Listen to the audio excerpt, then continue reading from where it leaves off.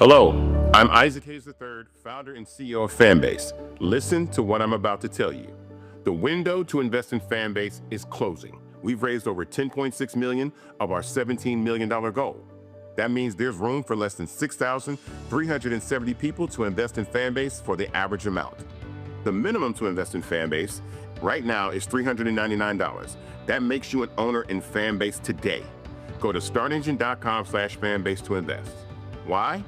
Because current social apps have taken advantage of users for far too long, with content suppression, shadow banning, harmful racist content, and no real tools for monetization and equity. Fanbase has over 1.4 million users and counting, allowing anyone to reach all their following and monetize their content from day one. Social media is the new TV, and whoever owns the apps that distribute that content have the opportunity to own potential billion-dollar companies. While big platforms with uncertain futures are failing to serve their users, Fanbase is stepping up to fill the gap. Don't wait until it's too late. Invest now, invest for yourself and your future. Go to startengine.com/fanbase and own the next generation of social media.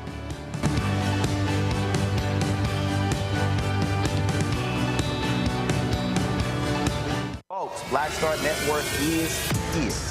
Hold no punches. A real revolution. revolutionary right now. Black power. Support this man, Black media. He makes sure that our stories are told.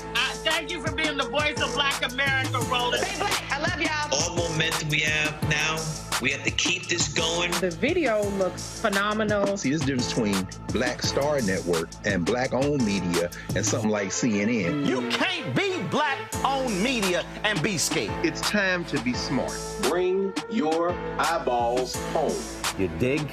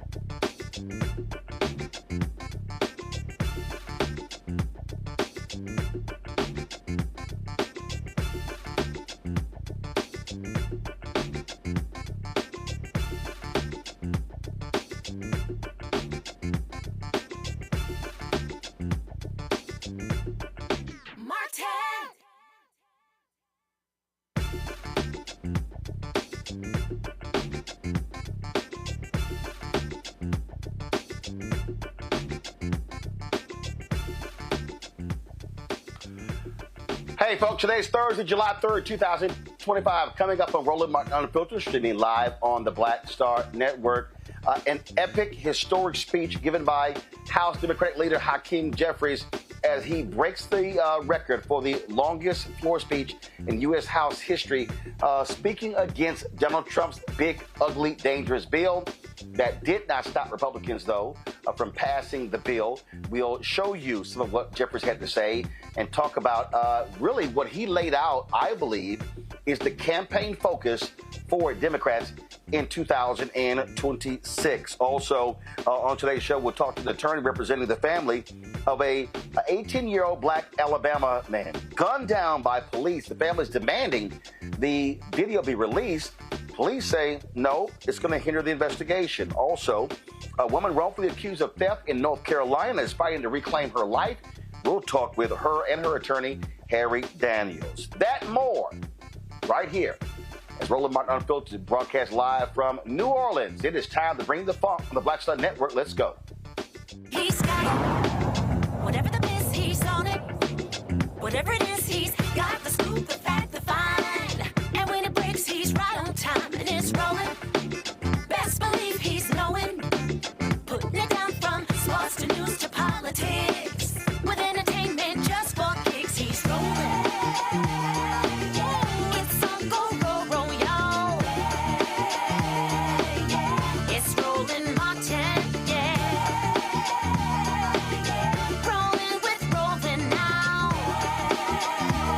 He's funk, he's fresh, he's real, the best, you know he's Roland Martin now.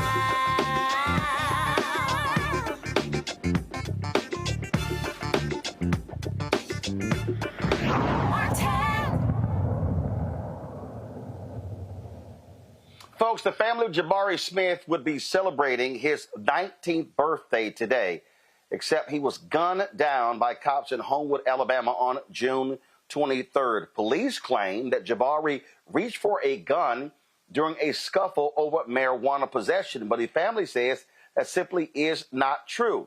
A witness says that Jabari was unarmed and shot in the back. Now, for 2 nights, protesters have filled the streets in Homewood, Alabama, calling for justice and the release of the officer's body cam footage. The family's attorney has filed a petition requesting that a judge make the evidence public, but the authorities say releasing that video could hinder their investigation. Joining us now is civil rights attorney Leroy Maxwell Jr., representing the Peoples family. So, Leroy, we've done these stories 1,000 times before.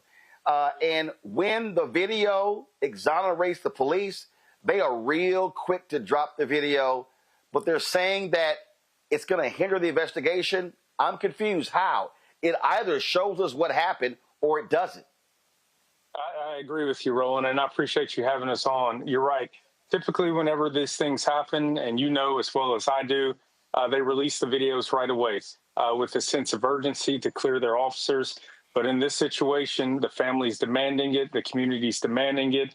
Everyone's demanding the video because we kind of have an idea what's going to happen. And I think what they're doing right now is preparing for the backlash. Okay, so I laid out the story here. So what happened? Where did they stop him? Why did they stop him? Just explain to us what actually took place. Right. So what we know right now is that this young man, Jabari Peoples, 18-year-old, recent graduate from high school, was in a suburban white neighborhood. It's a suburb of Birmingham, Alabama, which is typically a black city, but we have suburbs around there. And so he was in a suburban area, Homewood, probably 80% white population. He was there visiting with his girlfriend who recently graduated from high school, about to start University of Alabama. And they were hanging out at a local spot where most of the teenagers hang out, the Homewood soccer park. They were approached by officers. Officer claimed that he smelled marijuana, had a discussion about marijuana with the girlfriend. Nothing about Jabari and marijuana. But he pulled him out of the car, put him up against the car, and that's when things started getting real funny and murky. At some point, we know there was a tussle. The girlfriend takes off running, and one shot was fired, all right? And so we don't know what happened, but we know a couple things. According to the girlfriend, she had never seen Jabari with a gun. He was never armed. And afterwards, when the officer set her beside his bleeding body, did not see a gun at all. The next thing we know from looking at the body, having our investigators taking hundreds of photos, our own investigation, we know that there was one shot, and that was Jabari being shot in the back in the left lower quadrant. That was the only shot, no exit wound whatsoever. And then the third thing is that we know that there are surveillance cameras and body cam footage on the actual officer. Those are the items that are going missing. So what we have right now is witnesses saying he was unarmed, he was shot in the back, he's dead, he should be alive today. And then the third missing part of it is the actual video of what happened. And that's what the law enforcement's refusing to release at this point. And it doesn't make sense unless they're trying to cover something up. All right, so when you say the video has gone missing, what does that mean? Oh, well, not necessarily missing. The video, we know where the video is. We know that Homewood City Police have the video. We know Alabama Law Enforcement Agency had the video. They're just refusing to allow us to view it. And so right now there's some bad laws on the books that allow Alabama law enforcement agencies to withhold evidence if they think it's an ongoing investigation. Now, we know, ongoing or not, in these situations, police always release the body cam footage if it's exonerating. If it's dispositive in their favor, they let it out. But we also know when it goes the other way around, they hold on to it. And I think that's what's going on here. We filed in court. We've made our demands. We just filed a pleading yesterday. So we expect to have our day in court and get this information immediately. And so, first of all, we've done so many of these stories beforehand. When you talk about these laws in these states, they have requirements. In fact, you got Republicans who have been trying to pass other laws in other states that restrict the release of any footage, regardless of a situation, and some even compel a judge to sign an order for the video to be released. Right, and Alabama is one of those states as well. We recently had some legislation pass, essentially said the family, whenever there's a police-involved shooting, the family has the right to access and to view the body cam footage. However, that access is denied if there's an ongoing investigation. It does not allow access to the media. It does not allow for a FOIA, Freedom of Information Act, to see the video.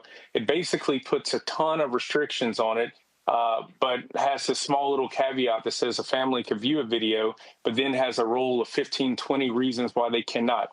And it's easy for them to enforce that anytime they want. And on top of that, Alabama's one of the states that just passed one of those additional immunity bills that not only give officers qualified immunity, state agent immunity. Now there's an extra level of protection of immunity that they have in these sort of incidents. So in Alabama, we have one of those double whammy states where on the surface, they give you the idea that, hey, family could look at it. But in reality, all the bill does is codify exactly what it is that you cannot do and what it is the officers can use to prevent the family from actually watching the footage. You said he was a recent high school graduate, and he's in this. He was visiting his girlfriend. Have there been any previous issues with police in Homewood? Yeah, so Homewood has a long string of incidents. This area, like I said, these suburban areas around there. I think what Black folks got to understand is that even when we're in these situations, when we feel comfortable, we're actually still behind enemy lines. And the reality is they don't want us there, all right? Whether it's me, whether it's you, whether it's our sons, 18-year-old to 65-year-old, they don't want us there. If this was a young white boy and hanging out with his friends in his baseball uniform, they wouldn't have bothered him. But because of who he is and what he looked like, they initiated an engagement with him that was completely unnecessary. And even if his girlfriend did have marijuana on her, that doesn't lead to a death sentence. Jabari was someone's son, someone's brother, friend, bright future, wanted a future in law enforcement himself. He worked security at one of the major hospitals in the state of Alabama. So he had nothing but respect for the law. But no matter how much respect he had for them, it wasn't returned on to him. And we always pray that our sons make it back home. And he was one that didn't make it back home, and it was senseless. Obviously, because of what you just described, you said this Homewood is a largely white suburb. I have to ask the question: girlfriend, she African American or she white? She was African American. This was a dynamic. This wasn't a situation of a white girl and then a white cop, black boy. Wasn't anything like that. That's why I was asking the question. No, it wasn't that situation. This is a black couple minding their own business out there in a park where teenagers often are. If you go to the park right now, it's littered with teenagers hanging out, as teenagers do. School's out, or if it's a Friday night or school's out, they hang out in parking lots, not doing anything wrong. If officers wanted to arrest every single kid or bother every single kid that hung out in the parking lot, enjoying their time, enjoying their summer, the prisons would be full of folks. But they don't do that because it doesn't make sense. This was a black couple enjoying themselves. But even when we try to, enjoy ourselves or be to ourselves, they won't let us be. Whole lot to unpack here. Black Lives Matter grassroots, they've been protesting. They reached out to me to talk about their involvement as well. So you really have a lot of intensity going here from people demanding justice. Oh, yeah. We have a lot of movement here. We're blessed to have the support of Black Lives Matter, other organizations who have stepped up and stepped in for the family. And really, we're doing everything we can. And I appreciate all the protesters, all the activists who are involved with this, because all too often it's just the families and the lawyers trying to fight this thing out. But we're in a really good situation right now with a lot of support, and we're moving boots on the ground, trying to make something happen. All right, then. We surely appreciate you joining us. Keep us updated what happens next in this case. Thank you. Thank you so much for having us. I appreciate you. All right, folks, got to go to break. We come back, introduce my panel. We'll talk about other news of the day, including the catastrophic bill that was passed in Congress today by the United States House after a marathon speech by House Democratic Leader Hakeem Jeffries. That and more next on Roland Martin Unfiltered on the Black Star Network. This week on the other side of change. The mass incarceration, Trump administration is doubling down on criminalization, and how it is profitable. And there's something really, really perverse about saying that we need to put people in cages in order for other people to have jobs. Like, that is not how our economy should be built. Only on the other side of change on the Black Star Network. On the next Get Wealthy with me, Deborah Owens, America's Wealth Coach, less than 5% of the top executive positions in corporate America are held by women of color. We know it's not because of talent. A recent study says that it's microaggressions, unconscious bias, and limited opportunities being offered to women of color.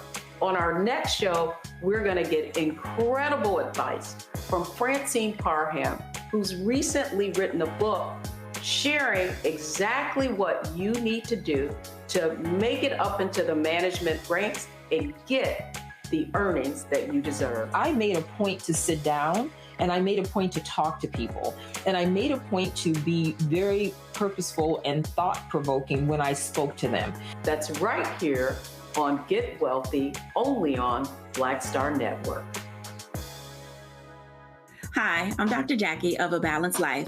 Think about the men in your life and ask yourself these questions. Who are their male role models?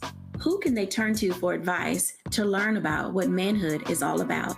On our next show, we talk about why male mentoring is so important to men of all ages. Actor Dondre Whitfield leads an all-star cast and panel to answer these and many other probing questions. A woman can't teach you how to be something that she's not. That's on the next A Balanced Life with Dr. Jackie on Black Star Network. Next on the Black Table with me, Greg Carr. A very different take on Juneteenth with the one and only Dr. Sunyata Ahmed. We'll explore the amazing foods, remedies, and rituals that are a part of our history and the Juneteenth holiday. So it's our responsibility to return the healthier version to our folks instead of just the red liqueurs marketed to us, the red sodas and the other things. I mean, why does the Kool-Aid man have to sound like Louis Armstrong? He's like, oh yeah! Oh, yeah, all right. An enlightening and tasty hour of the Black Table, only on the Black Star Network. What's good, y'all? This is Doug E. Fresh, and you're watching my brother Roland Martin Unfiltered as we go a little something like this. Hit it. It's real.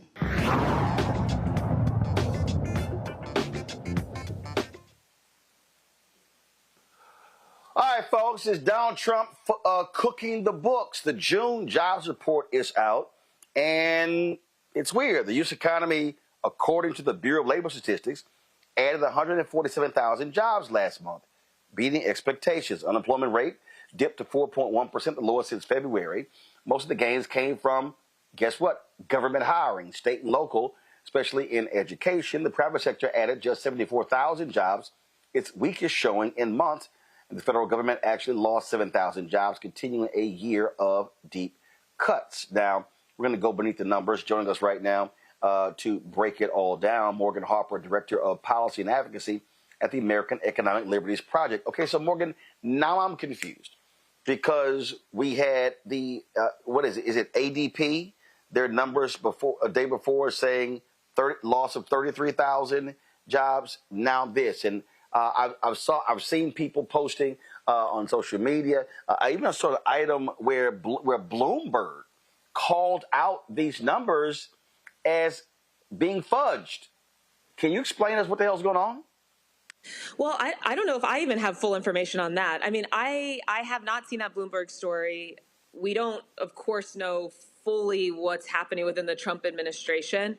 But I do think that it's possible that there's some discrepancies, and this does happen in other months too, some discrepancy between what the ADP figures are predicting and that we ultimately end up seeing from the government data. So, you know, hard to say for sure, but I think even if we are taking these numbers at face value, and like you said, Roland, they are showing some increase in job creation numbers, if we look below the hood, there's plenty to be concerned about and could be signs of future trouble. So explain. Okay, so for example, a few things to note, because like I said, there's a lot. One, people who are unemployed are staying unemployed longer. That's disconcerting because now it's like you're trying to find a job, but you're not able to get one. Problematic. Two, the manufacturing jobs continue to go down. So you noted that a lot of the job growth is in public sector, local, state government, education, even healthcare. You know, that's not usually private sector either. There's a lot of nonprofit hospitals, for example, things like that. We're not seeing the gains in the private sector. That's the whole theory of the case for them, is they're bringing back manufacturing and rebuilding America and all of this. Well, this is the second month in a row where we've seen multi-thousands of manufacturing job losses. And, you know, we noted, you know, it's not across a lot of different industries. The average number of hours that people are working is also going down.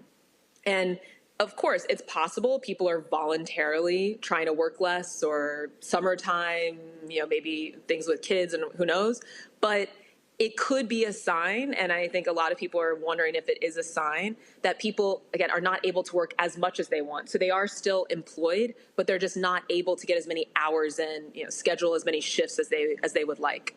And importantly, Black unemployment is rising. So even though overall unemployment is still staying pretty steady, in these numbers, from this past month, Black unemployment going up. And, you know, and those fluctuate a lot. We've talked about that. So we'll just have to see how it all gets adjusted. But that is, you know, the other take on some of these job numbers beyond the headline. The other thing I would note is there's a whole category of knockoff effects that are happening throughout, you know, because of other policy decisions or other indicators that might not be directly connected to this jobs data that comes out every month, but are also signs of trouble. And that would include things like layoffs. You know, Microsoft, for example, just announced that they're going to have I think this is their third round of layoffs over the last few months. This latest round, 9,000 people that are going to be laid off in Microsoft. A lot of the tech companies have done layoffs, and we're starting to see, you know, more of this, not just in tech, but also in other industries as well. That, I mean, we don't need to explain that. Layoffs are not good and mean less money in people's pockets. And based on some of those other factors we were just discussing, it might be harder for people to bounce back if there isn't as much private sector hiring going on. And actually, I think the job cuts we're seeing, it's among the highest levels of layoffs, job cuts we've seen since the pandemic.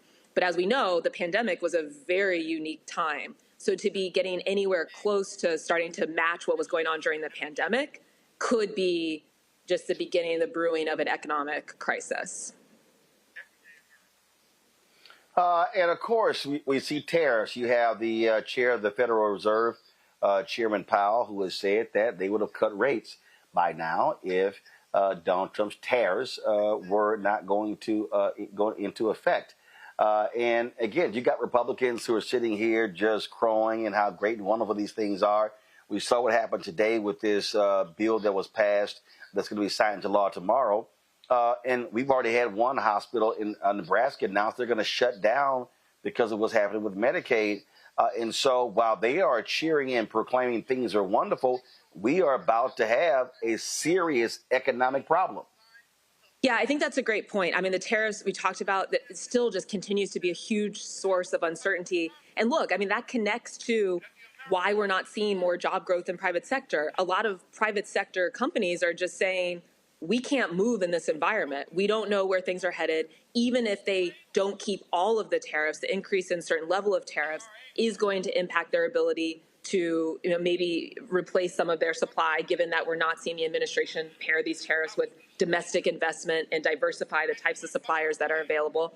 And you're absolutely right, Roland. I mean, the big bill, I'm not going to use the term beautiful because, I mean, it's actually offensive to even apply that word to what's going on here. These are really aggressive cuts that are going to hit at the heart of not just people's economic lives, but actually their whole existence and as human beings. With some of the cuts that are happening to healthcare, and that's going to have a big impact too. Premiums likely to go up. We could see further consolidation in the insurance industry. That is never a good thing for bottom line access to healthcare and also controlling costs. And then the immigration. What are they choosing to fund? Choosing to fund ICE to the tune of $46 billion.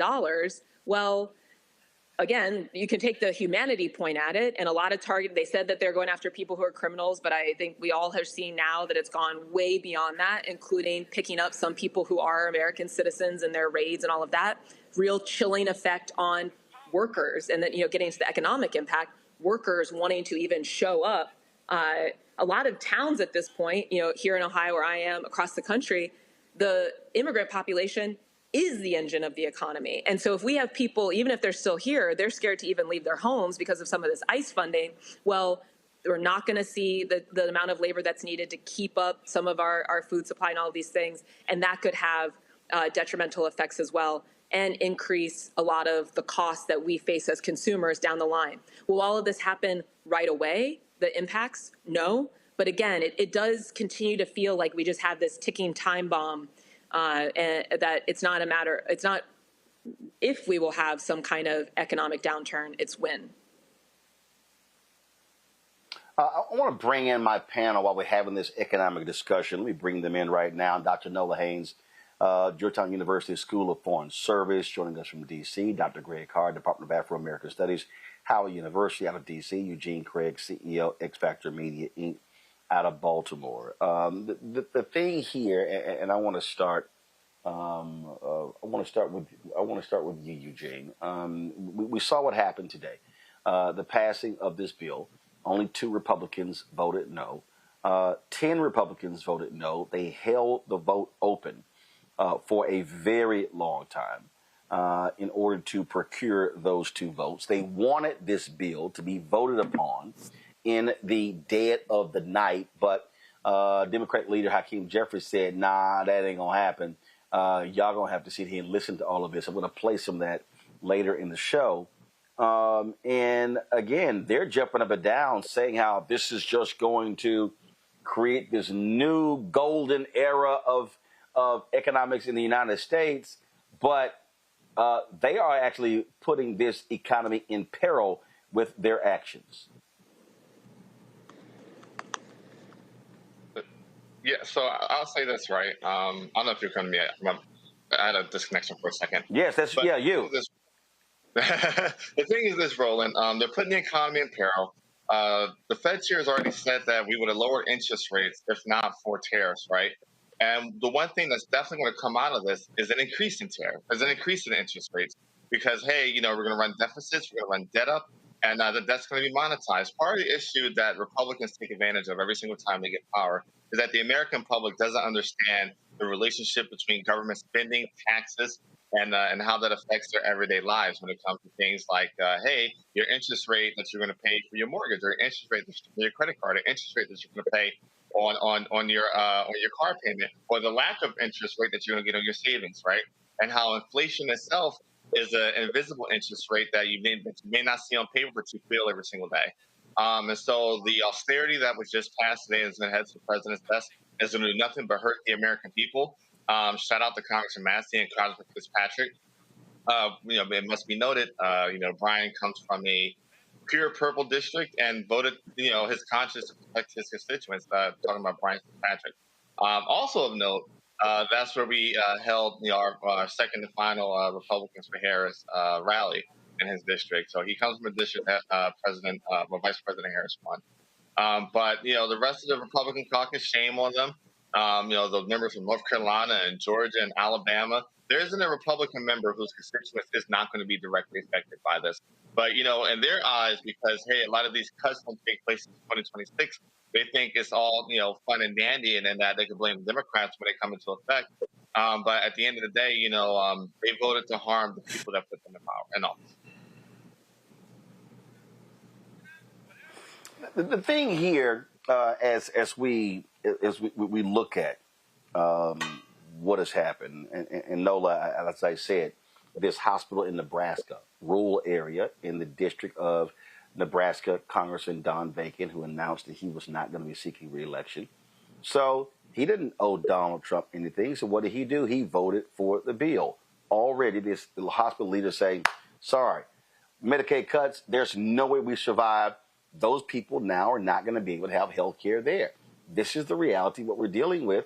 That is going to be detrimental to the economy.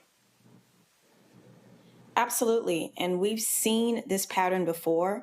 I remember being home in New Orleans for the Mardi Gras when COVID was happening, but the first Trump administration decided to tell Louisiana, to tell New Orleans that it was safe for Mardi Gras to go ahead. And a month and a half later, 14 members of my family died. So we have a pattern where Trump thinks that if you pretend that the thing isn't happening, or if you shove it in a box long enough, you can somehow be delusional enough and convince other people to be delusional as if the thing isn't happening.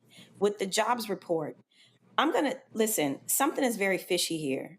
As an academic, I can tell you across the board, there are hiring freezes. I cannot tell you how many emails Georgetown have sent talking about we don't know what's going to happen. I have friends across the country from UCLA, USC, Harvard, you name it. There are hiring freezes and there's a lot of uncertainty and people are losing their jobs or hours are being cut back. And I can tell you, as someone who just recently separated from Department of State, where over 3,000 people are on a chopping block for losing their jobs across the federal government, people have lost their jobs. So something isn't adding up here. Now, one thing that I did hear about the jobs report is part of that number are them bringing people back on that Doge fired. I don't know if that's true or not, but there's so many stories going on about the jobs report, but I'm telling you from my own experience, and this isn't, and I have the data sitting in my emails, something isn't adding up. People have lost their jobs, will continue to lose their jobs, but somehow we're adding jobs to education and to the federal government. Something is fishy. To that particular point, Morgan, look, we know I put nothing past this administration. Now, normally what happens when job numbers are revised up or down, that's based upon when new data comes in. And we've seen that happen before. And so earlier when you said we've seen it before where there's a discrepancy between ADP and the Bureau of Labor Statistics numbers. How does that happen? Why does it happen? Just give us that understanding. Yeah, and I might need to get even more information on that, but I agree with the main point that we don't know what we don't know, and when we look at what Congress could join, I do think that this is something worth inquiry. In addition to trying to speak out about the bill, it's like this is the time to be demanding specific investigations. That is another tool that Congress has to be able to have them show their work, right? But based on, and again, I want to see some of the sources that you're referencing, Roland, but based on what we know on the data that's available, I don't know that there's evidence of cooking the books, but I completely agree with all the trends that we're seeing, there have been a lot of job losses. And if there's something going on with what data is actually being released to the public and it's not in its accuracy, then we need to be ringing the alarm on that really quickly. But at the end of the day, here's another thing that we should probably all be focused on doing is showing the impacts already that are being felt. And I think we're seeing this. You know, food banks are already having a hard time keeping up with demand, and they know that they're not going to be able to continue to get the same level of resources that they've received before. Roland, you were referencing, you know, the rural hospital that's announced that they're going to close. I mean, there are a lot of institutions across the country that rely almost exclusively, if not majority, on Medicaid patients, and knowing that those resources aren't going to be available. So uplifting those stories, telling what the impacts are, and how it doesn't necessarily jive with the official picture that's being presented by the government data, again, whether true or completely accurate or not, I think is going to be very, very important as quickly as we can. You know, Greg, what was really interesting here,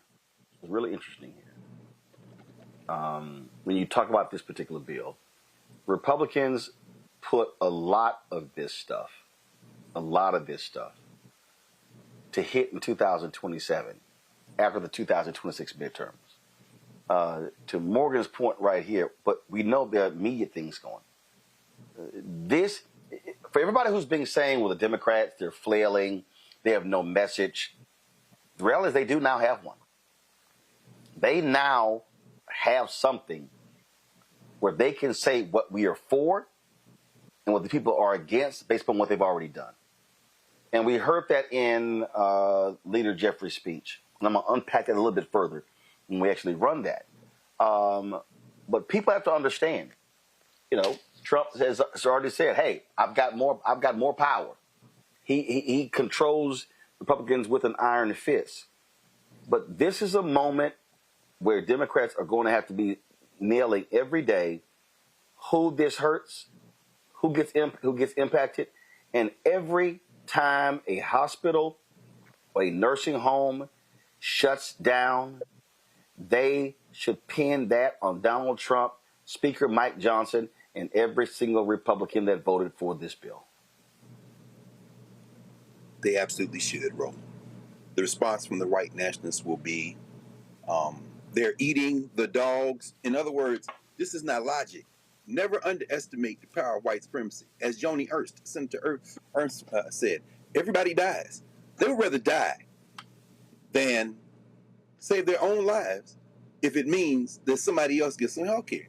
And so, yes, the Democrats do have a message. And yes, Leader Jeffries spoke for an impassioned almost 9 hours today. Yes, he broke a record. And then they voted the way they were going to vote anyway. I don't give any credit to Fitzpatrick. Thomas Massey, who built his house with his own hands, is always going to do what he's going to do. He ain't scared of them. Fitzpatrick, after voting to advance voting to advance legislation, left the House floor in the middle of the night. Why? He know he's not going to win re-election. They need to roll over these white nationalists like the sea. Morgan, you know, as an economist, I really wonder what your thoughts are at the macroeconomic level about the United States. Thomas Flat Earth Friedman wrote in today's New York Times, as this bill passed, he said, can you hear it? That loud roar coming from the east? It's the sound of 1.4 billion Chinese laughing at us. Because in that bill, they're trying to revert to coal and all that at the same time that the world is moving forward with electric, with solar, with wind. And so what do you think about the jobs of the future, the U.S. economy of the future, as countries all over the world, Brazil and Mexico met this week, the EU trying to work it out with England, are looking for workarounds. Canada talking about it might be an energy superpower in the near future. As the world begins to work around the United States of America, what do you think is on the horizon as Musk's electric vehicles crater in sales? If you go to Dubai, if you go to Malaysia, what's on the streets? BYD, the Chinese car. I mean, what does the future of the American economy and the American worker look like with the passage of this bill? I can't say that anyone thinks the future is looking strong based on what's coming out of this bill, and there's a lot of uncertainty. I mean, you know, even like I referenced earlier, that we're seeing tech companies announce all these layoffs. A lot of them they're saying are the result of AI, and it's just kind of the natural evolution of how things have to go based on how technology is developing. No, I mean, that's been a fundamental problem in our country for a while, at least a few decades, that we're just kind of taking a lot of these companies at their word or letting them set the terms. And so we are in a situation of having kind of like private governments with these very large companies that now have been able to buy off the government, and then it's kind of game over. So that's a dynamic at play. I think also, just this level of like whiplash in policy making. I mean, you can't plan a society for the future if you're disinvesting in education, if you don't have people that are healthy. And so there's really no way to look at what's coming out of this bill and think, oh, great, this is really setting us up very well to be competitive globally. And I agree with you. I mean, I think a lot of other parts of the world are starting to discount how much leadership they'll see out of the United States for the foreseeable future. And, there's still potentially time to change course, but maybe not a lot of time. Because with these types of cuts, with this lack of investment, with this lack of a plan, with this level of corruption, it might not be that easy to flip the switch, even if we do see a change in power in the new administration in a few years, or a change in the dynamics in Congress. Well, here's a perfect example. I'm sitting here. Politico has this story right here. It says conservatives say Trump won their mega bill votes by promising crackdown on renewable energy credits. Texas Congressman Chip Roy said, quote, "We believe we're going to get 90+% of all future projects terminated." Morgan, to the point that Greg was just stating, is simple. Where in the hell do you think the building is coming from? Where in the hell do you think the new jobs are? That's why the trade union. That's why the electrical workers were opposing this, saying, are you guys stupid? You've got companies that were announcing $400 and $500 million expansion projects. We sit here complaining about the Chinese dominating. America created the solar energy. Solar panels are an American invention, and they're just like, yo, China, y'all going right ahead. I saw a story earlier that said, let me see, I want to double check. I think it was in Norway. New car. I think it said that 97% of all new cars in Norway were electric vehicles. And yeah, right here in Norway, 90% of new cars sold in 2024 were fully electric, with the country aiming for all new cars sold by 2025 to be zero emission. Now, here's what's hilarious, Morgan.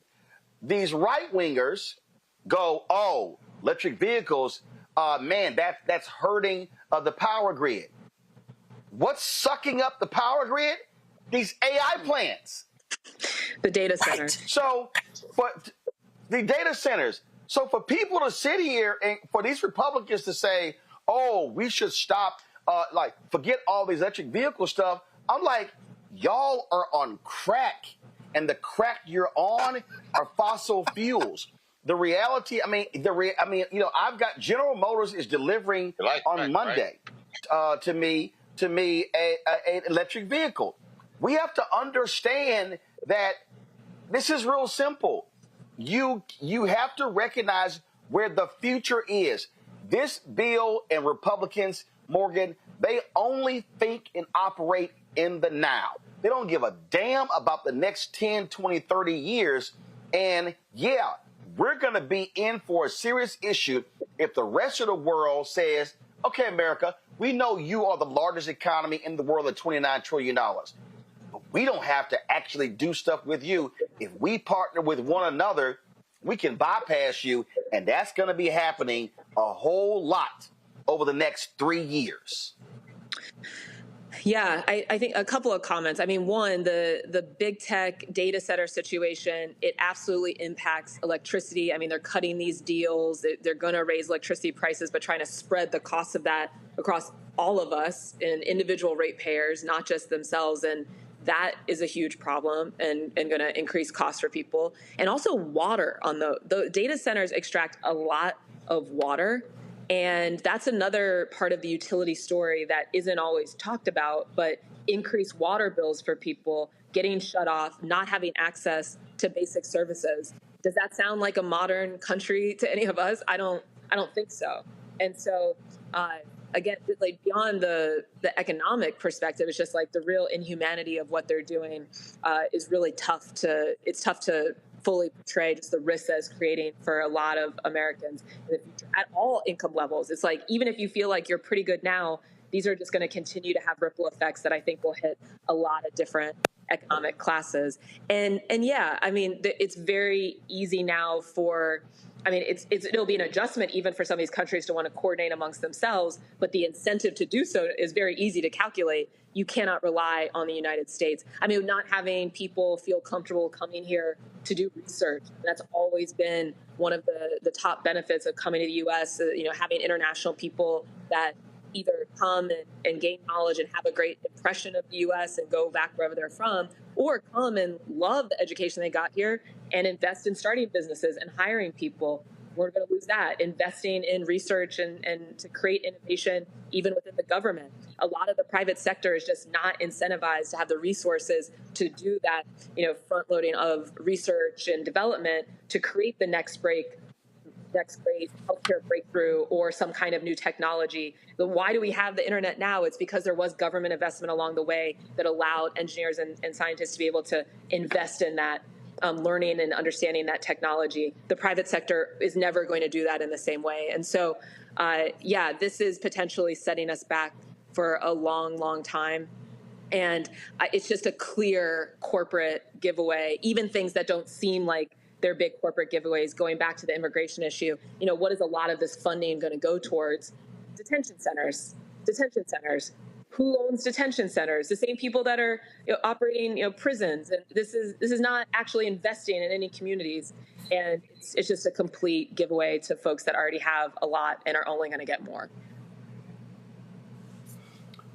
To that particular point, Nola, that people have to recognize, when you start having countries, so the world is watching and seeing that there literally are no Republican guardrails to stop a madman from doing whatever it is that he wants to do, and they are going to respond, and it's not going to be the way that we think it always has been with our so-called allies.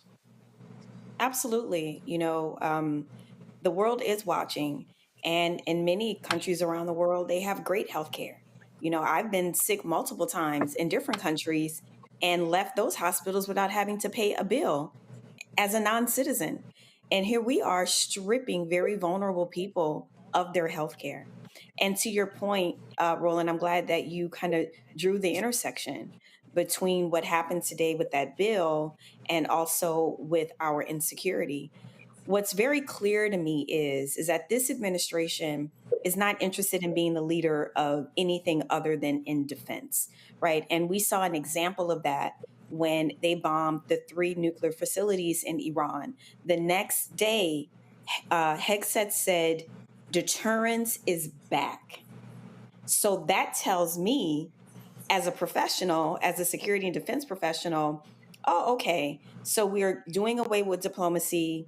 We said screw you to our allies and our partners. And we think that having the biggest, baddest military, which we already do, but to have it even bigger and even badder, then that's going to be the answer to everything. That we are going to scare people into some sort of submission versus wanting to do the things to lead in climate, to lead in energy, to lead in human rights. We have completely walked away from all of our values in favor of deterrence. So what that is going to do, that's going to increase an arms race around the world. And there's already evidence of this happening. In space, where I spend most of my day in space security, we are going to see a huge buildup, an arms race in space. And that's also going to happen here on Earth. So all of these things, they snowball, right? So we can't trust the United States. We can't partner with them. They're no longer our allies. Therefore, now we have to think about defense and offense in a way that, insert country hadn't thought about before. Look at what this administration did with Ukraine. They completely sidestepped Congress and refused to send Ukraine the weapons that was already allocated to send to Ukraine. We are beyond the pale here. No one can trust us. Who's going to want to do business with us? And the last thing I will say is the one thing that this administration has done, as it's done many things in its 6 months, it has now positioned China to be the number one superpower in the world. Yes, I said Absolutely. And I'm going to tell you why. Absolutely. Because that's right. They understand the gap, the diplomacy gap that we've left. That's right. And they are absolutely stepping into that gap. Now, they may have, their own their end goals in mind. Every country does. But Donald Trump has ceded all ground to China. I said what I said. Yeah. Yeah. Where Roland go? Well, Eugene, these are, first of all, I'm right here. I didn't see you. done? Eugene, there are far-reaching implications, and I just want people to understand that the economic piece we're talking about goes directly in line with military, with national security, all of those different things. And the world is recognizing, the world sees how shameful and dangerous, how much of a liar this man is. They forced Zelensky to sign a mineral rights deal, and now they're denying them weapons. And the whole point of the deal was to continue to supply weapons. The world will not be trusting the United States. The world will not believe things that we say economically. And folks had better understand and be prepared for that to happen. And look, Europe's responding, very strongly. They've decided that, hey, instead of relying on the American military-industrial complex to supply us with bombs and planes and ships and everything else, the EU said, look, we're going to build ourselves a bigger army, a better army, and we're also going to produce our own weapons. That's going to have a direct economic impact on American jobs here. One of the things that's often explained nowadays is, a lot of the aid that goes to Ukraine or goes to, any conflict that we decide to support on one side or the other is that, that's not necessarily money being dropped into those countries. It's, hey, the United States, the Pentagon essentially buying resources from American companies that are then supplying them to these regions in the world, whether it's Ukraine or, conflict in Africa or wherever. That's going to, so when Europe and other affiliate countries are deciding that they're going to produce their own rather than purchase from us, that's going to have a direct effect on American jobs, on American, military producers, folk that make bombs, folk that make bullets, and everything else in between. And it's a direct reflection of Donald Trump being in office. It's a direct reflection of the lack of leadership coming out of the current American presidency. And it's a direct reflection of the rest of the world having to stand up and stand in the gap in real time. I actually thought, when Representative Sparks voted against the rule last night, I actually thought her vote was going to hold because, hey, her sole issue is Ukraine, and they're cutting from the Ukraine, while at the same time, playing games with the weapons after forcing Zelensky to sign the minerals bill. I thought that she was going to hold. I was wrong. I guess at the end of the day, Donald Trump gets what he wants. Well, Morgan, this thing is real. And again, folks just need to understand what we're going to be facing. And so it's a lot we're going to be unpacking once this bill gets signed. And then we start seeing the absolutely, and I'll say this and I'm not being hyperbolic, this bill is going to drop an economic nuclear bomb on America, especially rural America, and be prepared for the orange and white tears to be flowing, because they're going to be looking like a bunch of those Latinos who were Latinos for Trump and saying, I didn't think he was talking about me. Morgan Harper, we appreciate it. Thanks a lot. Thanks for having me, Roland. Folks, going to a break. We come back. We're going to talk about a case out of North Carolina. Plus, we'll play some of Leader Hakeem Jeffries' speech and break it down. I really believe that speech that 8 hour and 44 minute and 25 second speech literally is the blueprint for the Democrats to regain the House next year. I will explain. Folks, support the work that we do. Join the Breed and Funk fan club. Your contributions make it possible to do the work that we do and how we travel, the stores that we cover all across the country. If you want to support us via Cash App, please use the Stripe QR code. You see it right here. Click the Cash App Pay button to contribute. Check and money order. Make it payable to Roland Martin Unfiltered. Send it to P.O. Box 57196, Washington, D.C. 2003 7-0196. PayPal's R Martin Unfiltered, Venmo RM Unfiltered, Zelle. Roland at RolandSMartin.com, Roland at RolandMartinUnfiltered.com. We'll be right back. Next on the Black Table with me, Greg Carr, the enigma of Supreme Court Justice Clarence Thomas. What really makes him tick, and what forces shaped his view of the world, the country, and Black America? The answer, I'm pretty sure, will shock you. And he says, people think that I'm anachronistic. I am. I want to go backwards in time in order to move us forward into the future. He's very upfront about this. We'll talk to Corey Robin, the man who wrote the book that reveals it all. That's next on the Black Table, only on the Black Star Network. This week on the other side of change. Mass incarceration, Trump administration is doubling down on criminalization, and how it is profitable. And there's something really, really perverse about saying that we need to put people in cages in order for other people to have jobs. Like, that is not how our economy should be built. Only on the other side of change on the Black Star Network. Hi, everybody. I'm Kim Coles. Hey, I'm Donnie Simpson. Yo, it's your man Deion Cole from Blackish, and you watch Roland Martin Unfiltered.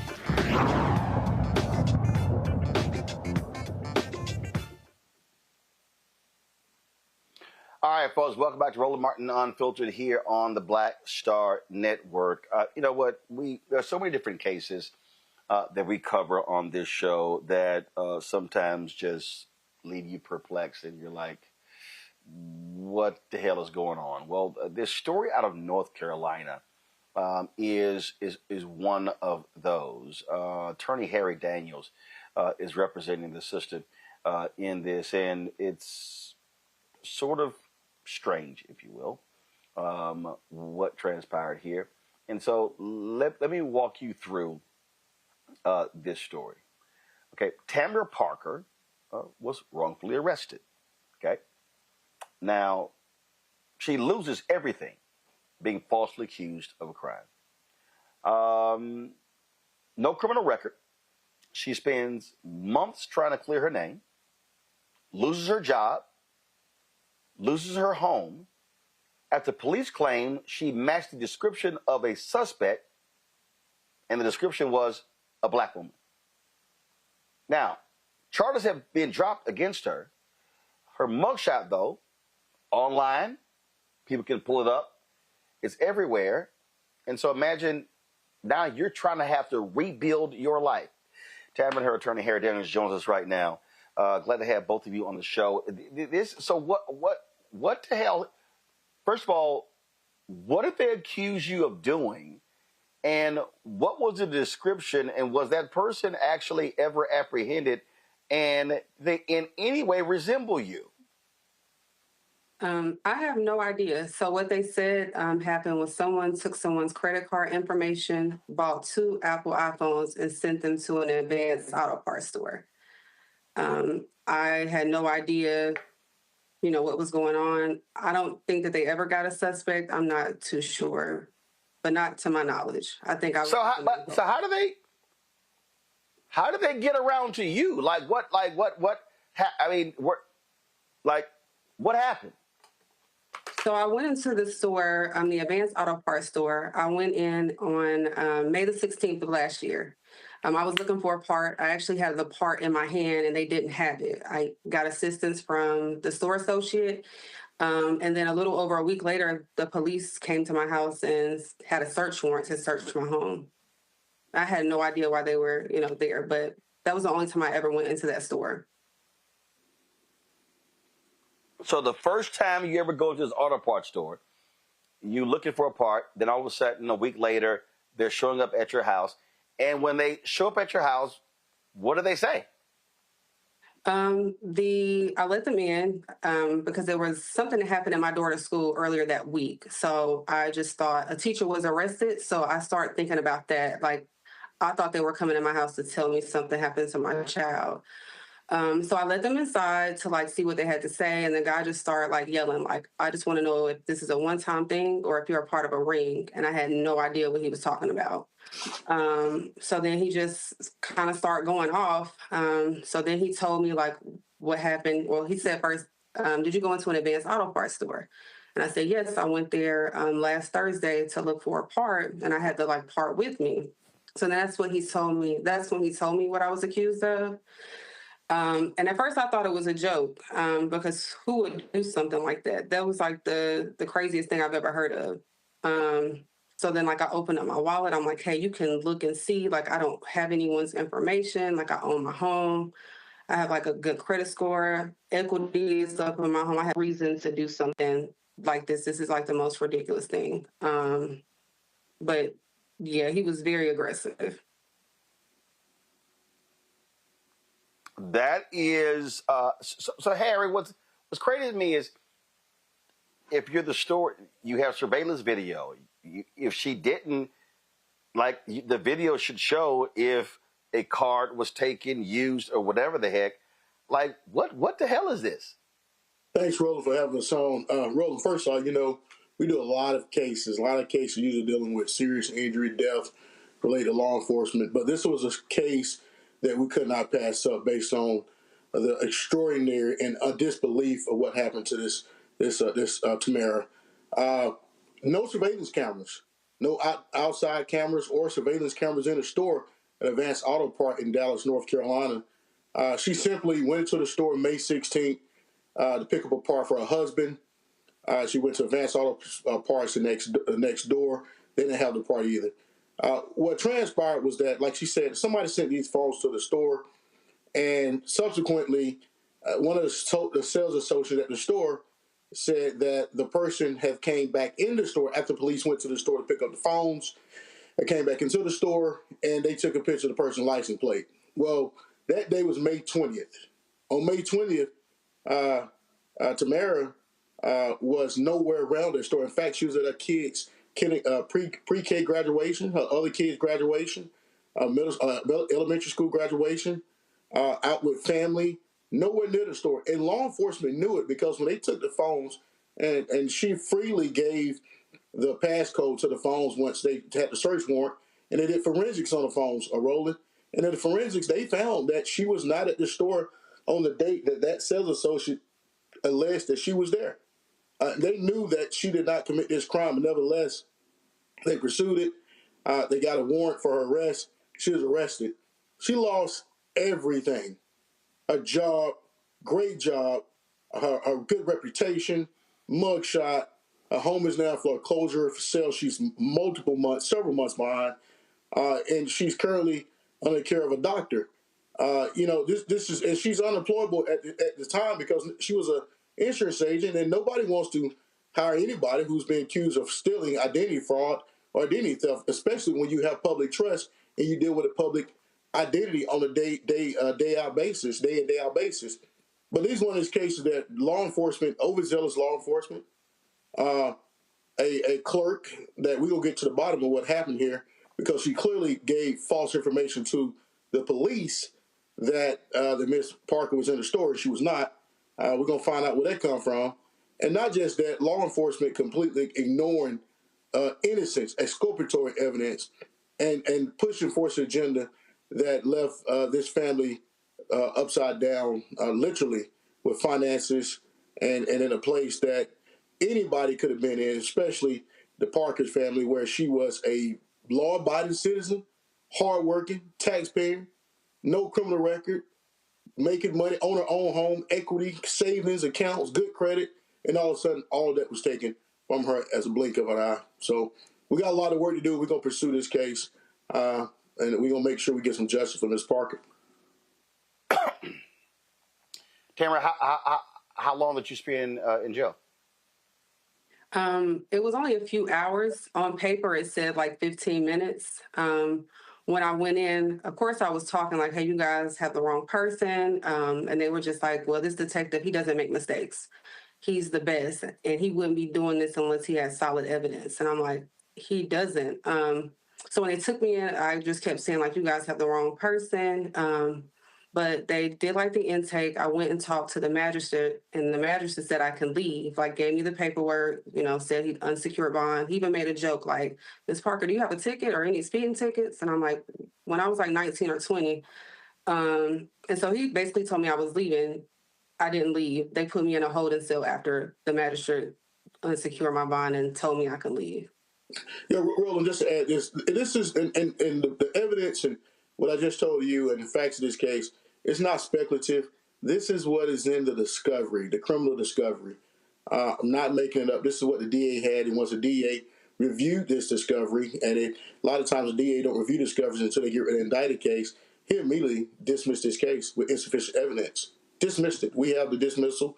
We have the evidence to show, and we look forward to pursuing this case. And this goes to show that even when you're doing right, when you're doing good, you're doing everything good, you're not breaking the law, you've been a law-abiding citizen, and sometimes just being black in America is the only crime you committed. And this woman, her family, has done nothing wrong, and they are in a position where they need help, obviously, and we're here to help them and get some redress for them. All right, then. Well, surely we hope you are able to do that because, again, this is the last thing a lot of people would ever want to have to deal with. Thanks a lot. Take care, Roland. Thank you. Folks, we come back. We'll show you some of the speech, the record-setting speech of House Democratic Leader Hakeem Jeffries that took place this morning, wee hours of the morning, leading into almost midday. We'll show you that, but also unpack how I truly believe that he laid out the blueprint for Democrats taking back the House in 2026. We will show you that and explain next, right here on Roland Martin Unfiltered and the Black Star Network. Next on the Black Table with me, Greg Carr, the enigma of Supreme Court Justice Clarence Thomas. What really makes him tick, and what forces shaped his view of the world, the country, and Black America? The answer, I'm pretty sure, will shock you. And he says, you know, people think that I'm anachronistic. I am. I want to go backwards in time in order to move us forward into the future. He's very upfront about this. We'll talk to Corey Robin, the man who wrote the book that reveals it all. That's next on the Black Table, only on the Black Star Network. On the next Get Wealthy with me, Deborah Owens, America's Wealth Coach, less than 5% of the top executive positions in corporate America are held by women of color. We know it's not because of talent. A recent study says that it's microaggressions, unconscious bias, and limited opportunities being offered to women of color.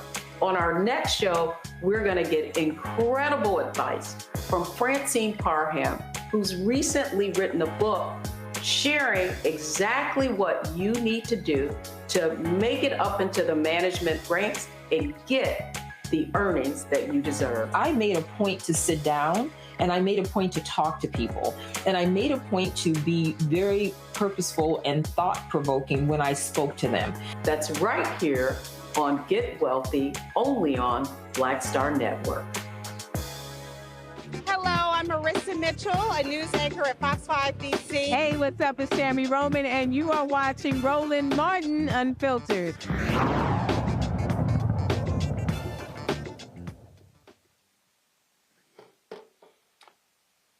Folks, before we play some of the speech Democrat leader Hakeem Jeffries, this is the GoFundMe page for Tamara Parker if you are interested in donating. She's trying to put her life back together. And so this is it right here. So far, less than $1,400 has been raised. And so, again, you see it right here. And so go to GoFundMe, type in her name or type in wrongfully accused, trying to rebuild my life. And there you go. All right, folks. A record-setting speech from Democrat leader Hakeem Jeffries speaking against Donald Trump's so-called big, beautiful bill, which is really a big, ugly, dangerous bill. Jeffries broke the record set in 2021 by by then Minority Leader Kevin McCarthy, which was 8 hours and 32 minutes. He spoke today for 8 hours, 44 minutes, and 25 seconds. Here is some of what he had to say. But the aspirational part of the Declaration of Independence, of course, that is often famously quoted. But then if you read other parts of the Declaration of Independence, extraordinarily written document, it reads like an indictment against the extremism of the king. It reads like an indictment against the kings. I think of King George. It reads like an indictment against King George's flood the zone strategy. It reads like an indictment against King George's shock and awe strategy. It reads like an indictment against what I think may have been called Project 1775,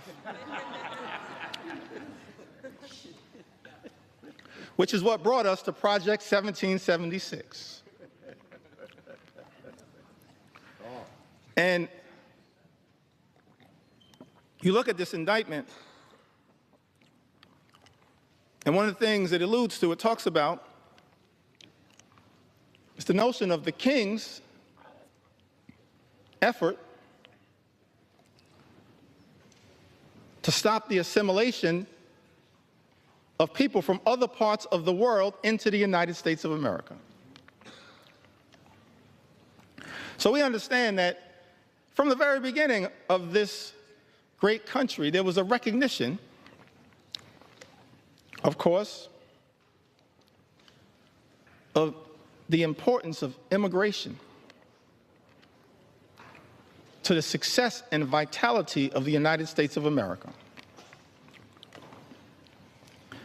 And let me be clear, Mr. Speaker, so there's no misrepresentation. As House Democrats, we understand the importance, the urgency of securing the border. We believe that our immigration system is broken and that it should be fixed in a comprehensive and bipartisan way. So many leaders in that effort, so many big ideas were willing to partner in a bipartisan way. Pramila Jayapal, Linda Sanchez, Adriano Espaillat, Tom Swazi, so many others. Veronica Escobar, we want to partner to fix our broken immigration system in a bipartisan and comprehensive way, secure our border. But we're also going to make sure we stand up for our nation's heritage, a nation of immigrants, which continues to this very day. It's an important part of American exceptionalism, and as far as I can tell, in my reading of the original document, the writings of the founders of this great country, the framers of the Constitution, they recognized it from the very beginning. They weren't perfect. We didn't have a perfect start. But of course, as the preamble to the United States Constitution set forth, we the people, in order to form a more perfect union. Mr. Speaker, we've been set on this magical course, our march toward a more perfect union. And the immigration journey has always been an important part of the American journey. That's why it's heartbreaking to see some of the things that are happening in the country right now. The targeting in such an extraordinary way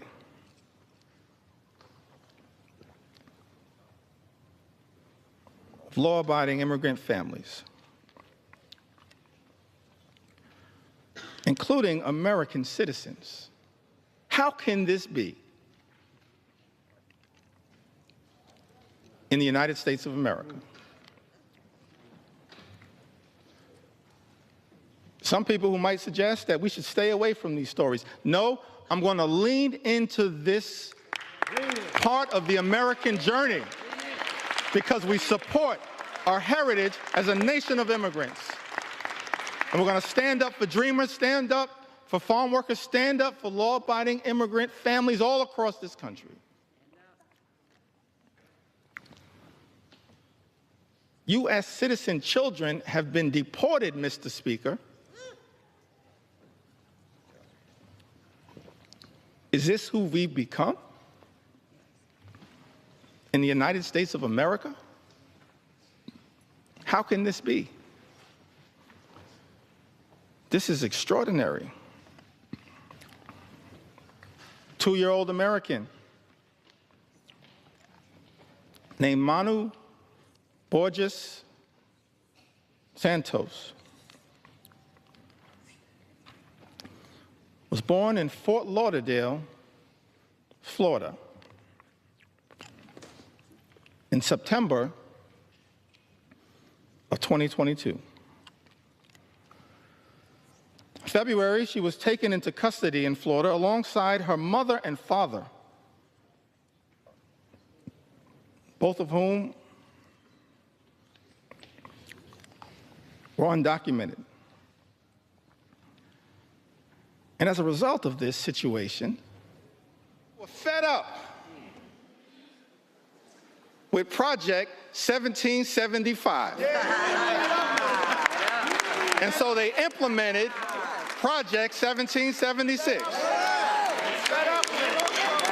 So I know that there are people concerned with what's happening in America, but understand what our journey teaches us is that after Project 2025 comes Project 2026.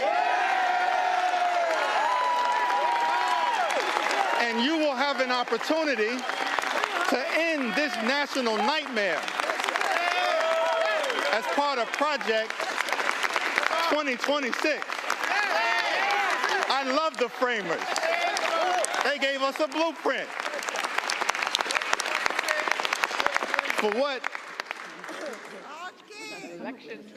for what should give us hope in this moment. That's right. I think that I want to close by referencing Take your sweet time.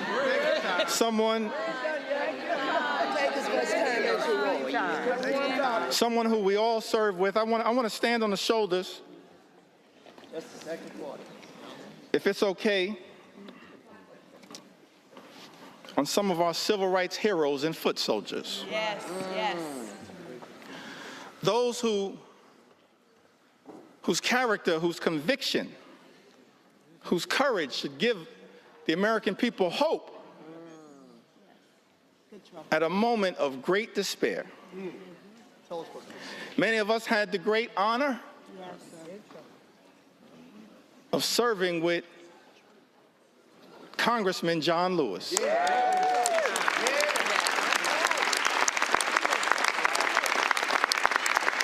The great honor, Mr. Speaker, to serve with Congressman John Lewis. That's right. And I came across something that John Lewis said in June of 2028, that hopefully, no matter what the outcome of this vote, will give people some hope. Great John Lewis said, "Do not get lost in a sea of despair.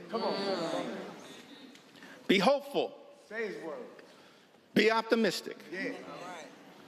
Our struggle is not the struggle of a day, a week, a month, or a year. It is the struggle of a lifetime." That's our struggle. No matter what, Mr. Speaker, you decide to do today, that's our struggle. standing on the shoulders of John Lewis. That's our struggle. Never, ever be afraid to make some noise and get into good trouble. Good trouble. Good trouble. Necessary trouble. Standing on the shoulders of giants. John Lewis would often talk to us about his admiration for Dr. Martin Luther King Jr. Dr. King, who would refer to John Lewis as the boy from Troy. The boy from Troy. Now, what's interesting to me, that civil rights movement, we can learn a lot from it. Started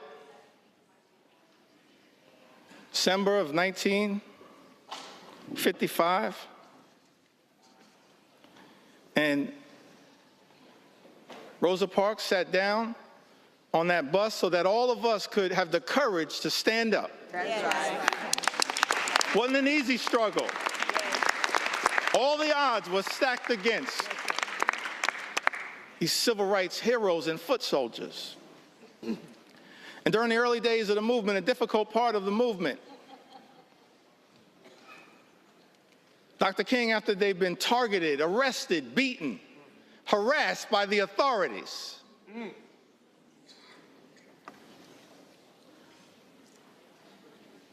he traveled to Brooklyn, New York. Yes. Brooklyn. And spoke at the Concord Baptist Church. I think it was in March of 1956. And he said to a group of people of every race, every religion, every life experience, the Concord Baptist Church in Bedford-Stuyvesant, said to them, no matter what the odds, we've got to press on. Press on. Press on. Press on. Dr. King said that if you can't fly, run. That's right. If you can't run, walk. That's right. If you can't walk, crawl. But at all times, press on. Press on. Press on. And keep pressing. Press on. And so as I take my seat, I just want to say to the American people that no matter what the outcome is on this singular day, We fight forward. we're going to press on. We're going to press on. We're going to press on.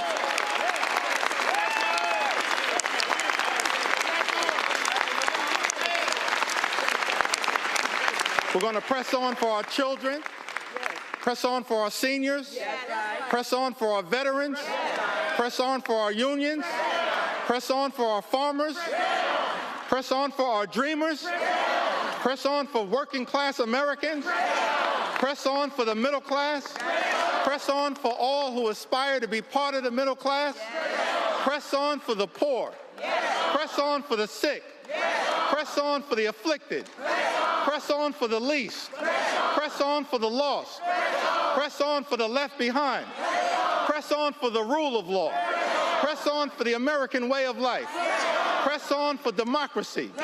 We're going to press on until victory is won. I yield back.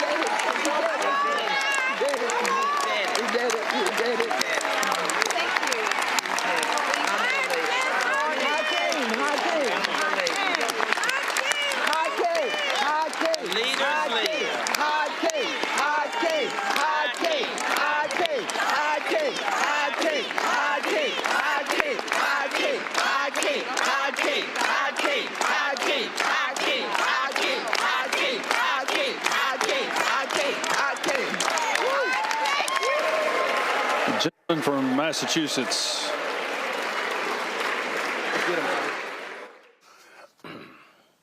So let me unpack what happened. Jeffries did not tell his Democratic caucus that this is what he was going to do. And that was a very smart thing. You had some Democrats who were bitching and moaning saying, well, he could have given us a heads up and where we would have booked multiple flights and, you know, that would have been nice. Well, no, because those idiots would have leaked it. Okay? So let me explain to you why this speech was so important. And I see all these people. I see all these old, really smart people. Folks all on social media, that was a waste of time. He was just up there. I mean, oh, my God, he's horrible. He's not shown any leadership. All that. All of that talking, all of that whining, all of that, all that. The reason they're wrong is that if you listen to this speech, and I listened to most of it, what he did was he literally laid out the Democrats' agenda to retake the House. You heard him say you had Project 2025, when next year there will be Project 2026. Y'all, that literally is the name, or what that's the name that Democrats should adopt as their battle plan for next year. So first of all, you call it Project 2026 because the project is to retake the House in 2026. If you listen to the speech, he spent lots of time talking about health care, talking about food, talking about housing.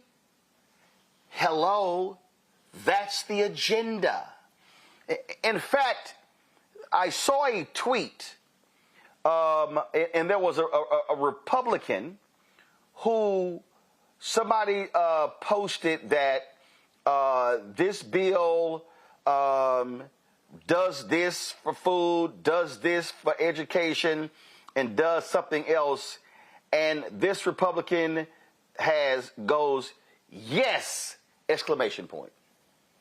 So that Republican is cheering all of those things that this bill has done. You take David Valadao of California, Republican. 64% of his district relies on Medicaid. Whoever is running against him, that's all you run on. And you go after that 64%. See, I don't know what people want. I saw one woman, she sat here and she was talking about, oh my God, this has been awful. It's this, it's that. They have a trifecta, y'all. Republicans did not need any Democrat votes in the House to pass the bill. They didn't get any.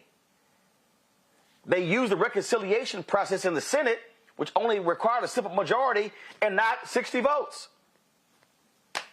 Didn't need Dems. And obviously, Trump sitting in the White House. So for all these people who kept going, Democrats should have fought harder.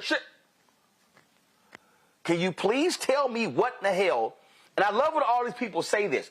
I would really love to tell me what meme, what graphic, what statement Jeffries or any of them could have posted or stated that was going to stop this bill from happening. See, a lot of the people who are complaining, a lot of the people who are so upset, a lot of those folk were the ones who were bitching last year and who were not focused on turning people out. One of the reasons that Vice President Kamala Harris lost is because Democrats didn't turn out. You had all these disaffected Democrats over the issue of Gaza. You had young folks who were upset by that. You had folks who said that Biden was too old. You had folks who said, oh, we shouldn't have had Harris. Oh, we shouldn't be focusing on transgender. We should be focusing on GEI. And you had Democrats who were just, oh, my God, it's awful. Things are bad. Where's this? Where's that? Where's this? Yet Republicans got in line.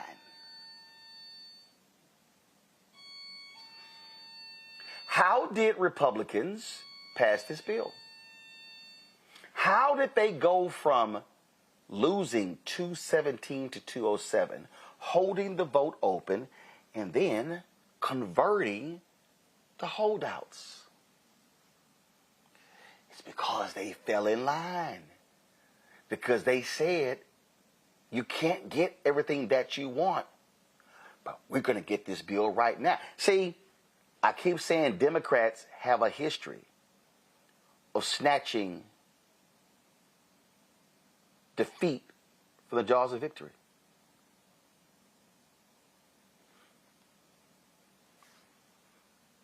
So right now, again, if you listen to what Jeffries said, House Democrats should be absolutely focused and fixated Project 2026. Pull up the graphic. The DCCC, I showed this the other day on the show, they sat here and they showed the 35 districts in play. That means right now, what Democrats should be doing, they should have the data, and they also do, they should have the data of every single one of those districts and how many people in those districts depend on Medicaid. What they should be having is how many people in those districts depend on SNAP benefits. What they should be doing is breaking down how every single time a hospital in one of those districts closes down, the Democrats should be holding a news conference in front of that hospital. Every time a nursing home in those districts shuts down, they should be holding news conference in front. Person says in the chat, I disagree, you don't adopt your opponent's slogan. You're not adopting this slogan. What you're doing is you're offering a counter to your opponents. Y'all pull the graphic up. We have a shirt that says, y'all see my shirt. No, not that graphic. My shirt says, don't blame me if it's for a black woman. We have a shirt that we're selling, and it says, FAFO 2025 project crossed out. Because that's exactly what is about to happen. What is about to happen right now is that rural America is about to be decimated. You know who that is? White people. Conservative white people. Decimated. It's about to happen. See, people, y'all, this is very simple. All the Democrats have to do is win 5 seats. 5. Pull that list up again. One of those folks on that graphic is Don Bacon. Don Bacon announced he's retiring. Don Bacon represents Omaha, Nebraska. He represents the district where that hospital announced today they were shutting its doors because of what happened today with Medicaid. See, I think the problem with some really smart Democrats is that sometimes they too damn smart. Sometimes they trying to make this thing so, oh my God, and oh my God, I hate, oh this, and we ain't doing this, and we ain't doing that, and we should be doing this, and oh no, he is this, and Jeffries, no, he should be doing this here. Then you ask him, well, what specifically? Well, I don't really know. I can't really tell you that because that's really not my job. What the hell are you talking about then? Folks, I'm telling you, national Democrats, and I'm saying this for a reason, this is where national Democrats should be. Everything is 2026. Everything is 2026. Yes, you're going to defend your districts, but there are 35 vulnerable Democrats. All you need are 5. You win 5 out of the 35, you control the House. Republicans know it. Donald Trump is going to try to get everything he could get passed between now and November 2026 because he knows what's coming. And I'm telling you, folk need to stop sitting here and complaining. Oh my God, I'm going to tell y'all something right now. You can bring back from the dead Sam Rayburn. You can bring back Tom Foley. You can bring back Skip O'Neill. You can bring Nancy Pelosi back. There's nothing that Nancy Pelosi could have done to stop this bill because they don't have the power. The only way you stop Trump and MAGA Republicans is if you seize power. And national Democrats had better be locked and loaded on 2026. Virginia Democrats had better be locked and loaded on maintaining the House in November, maintaining the Senate in November, and taking the governor's mansion, and taking out that black MAGA Lieutenant Governor Winsome Sears. That means Spanberger had better stop running this middle-of-the-road milquetoast campaign, and she better be talking and speaking to and energizing black voters who make up 20% of the state.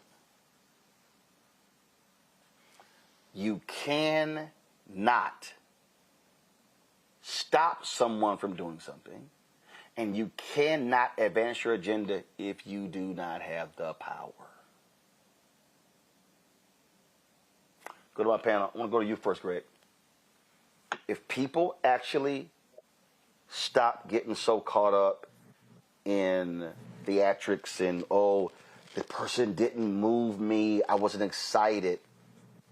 He really laid out what Democrats stand for and how to counter Republicans. Your thoughts? Well, brother, with all due respect to Leader Jeffries, in the words of Malcolm X, you're speaking a language they don't understand. I thought that it was as strong a speech as I've heard Hakeem Jeffries give. I think that if we lived in a nation, it would be the opening salvo of a project that could possibly work. But we don't live in a nation. We live in a country with a lot of different nations in it. You've got a president of the United States who is mentally ill, who is a racist, who called the winner of the New York Democratic primary in New York for mayor a communist, radical, threatening to deport him. And Leader Jeffries, understanding that his position is to keep the Democratic Party together, defended Mamdani, but stopped short of endorsing him. I wasn't moved by the speech. And it's not necessary for me to be moved by the speech because I know that in order to advance, we don't have to be moved by rhetoric. I'm going to support whatever and whoever is going to advance the interests of our common humanity. But I can't help in this moment but think about Dr. King, not in the immediate wake of the Montgomery bus boycott where Leader Jeffries spoke to in 1956, but in 1968. Dr. King understood very well where we live and what we had to do. And what we have done in this country in terms of electoral politics What we have done is tack toward that middle you're talking about, Roland. And the results have been a diminishing return in terms of black political power since its peak in the 1970s. I think there are probably more than a handful of people listening today and who are watching today, and I know you remember the battle between Julian Bond and John Lewis for that congressional seat coming out of Georgia. See, white nationalists were terrified. Brutal, and they were terrified of Julian Bond. John Lewis, not so much. See, the idea that you can appeal to the humanity of a white supremacist, I understand you got to refer to the founding fathers and you got to refer to those criminals, those fleeing felons that had your ancestors captive. I understand. You got to say what you got to say. But I'll end with this. I hope what you said is, in fact, what the Democratic leadership will do.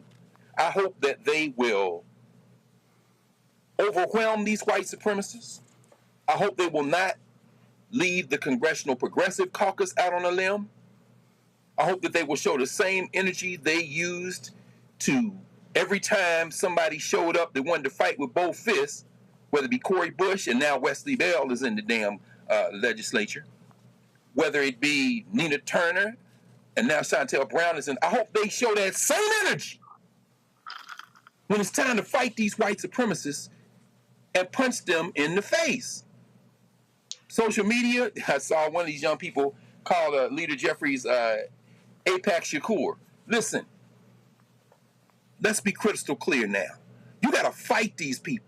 So that same energy that was in that speech, we need to now see it in dollars. We need to see it in organization. And you need to see that in solidarity with people who you might not agree with on everything, but you cannot now turn around and try to walk that middle of the road, because if they take the House and take it by 1 vote or 2 votes, those quote-unquote conservative Democrats or soft white nationalists who will then caucus with the Republicans or at least cast their vote with the Republicans, that's when you know that the middle, as Dr. King said, that lukewarm thing, the worst enemy we got, the white liberal, when we read Where Do We Go From Here, Chaos or Community, comes out to play. This can be a turning point. Let me just stop, because I'm not going to say whether I trust it or not, because we got to do the right thing either way, but shouting good trouble and, nah, man, you speaking a language they don't understand, brother.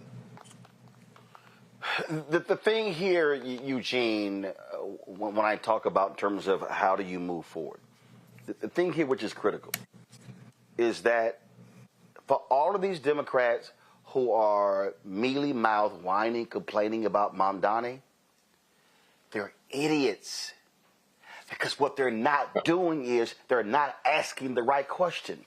And the right question to ask is, how did he win? How did he Come on now. speak?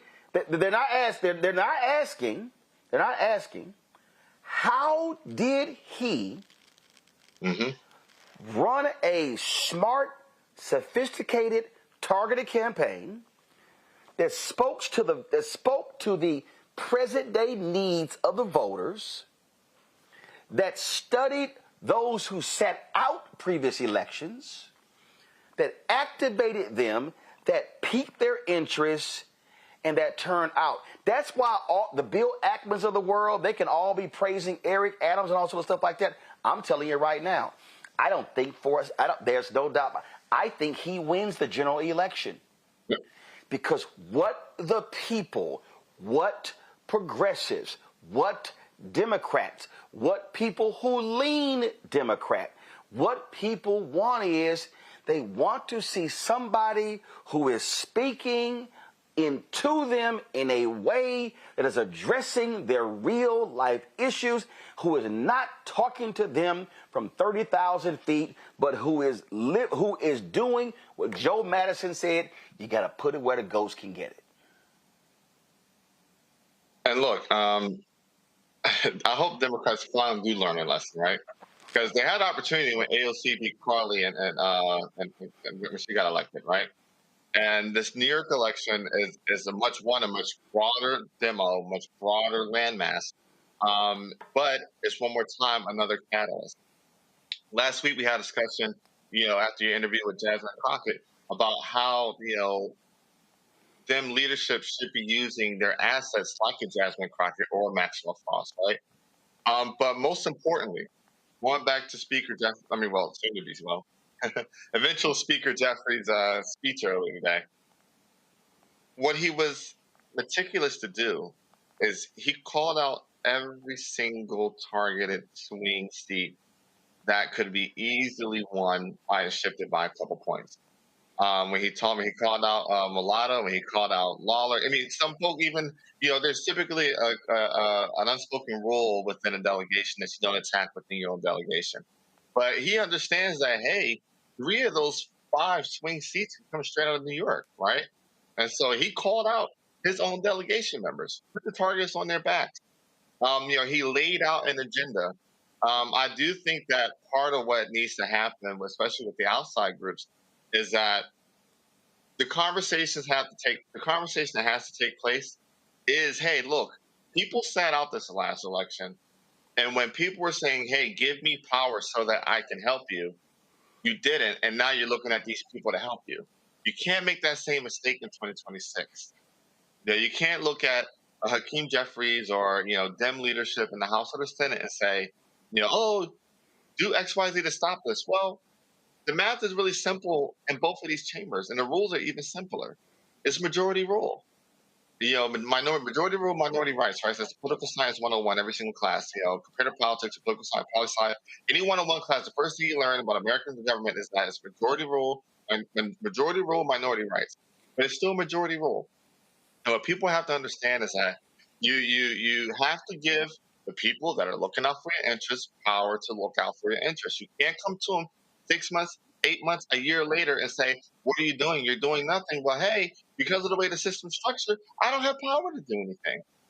So, today, Leader Jeffries, laid out on the House floor a House Dem agenda. He called out, members of that represented, constituencies, which effectively is, hey, the Dem leader reached out his hand to these constituencies, saying, listen, if the people that you voted for, if you elected, are going to give away everything and not protect you, then give us the opportunity to actually work with you. And look, I think you're going to see a wave. You're going to see a 2010, 2018 wave election in 2026. Nola, one of the things that Bishop William Barber does that I think is brilliant is that when they have their rallies, they do not allow politicians to speak. They let impacted people speak. You heard Jeffries read letters from individuals in those Republican districts talk about Medicaid, education, people with disabilities. What I'm speaking to right now, Nola, are those white Democratic strategists who keep running bullshit campaigns that don't resonate. What you do right now, you are collecting and you are amplifying impacted people in every single one of those 35 districts, and you use them like a battering ram against the Republicans to take them out in 2026. Your comments? What I heard in that speech is 3 words keep resonating with me. We the people, we the people, we the people. That's what leapt out to me. I thought that this rhetorical device was used strategically as part of the Congressional Senate and Hill Content Creators Program.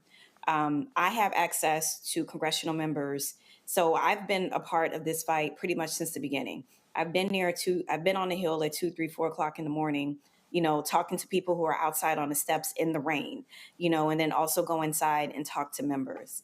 And one of the things that everyone was saying, but had a hard time trying to figure out how to say it, was, we are here for the people. And that is what I heard in Speaker Jeffries, Leader Jeffries. People keep manifesting that. That's what I heard in his 9 hours. For me, it wasn't necessarily about, him being this generation's orator. I saw it as strategic. And one of the ways in which I saw it as strategic was he brought this bill into the daylight. And this is where I think the Dems were very successful. People are talking about this bill in a way that they would not have been talking about it if the pressure was not on, if multiple knees were not on multiple necks. And to your point, Roland, just last night, I was in historic Black Chat's liquor store last night. They had a whiskey tasting, and it was a smattering of Americans. And there was this young white male who was a Democrat from Alabama. He said, I am uneducated and I have been a blue collar worker my entire life. And he said, I get really annoyed because the Democratic Party feels so elite that I am not a part of the party, but I've always been a Democrat. My wife's a Democrat.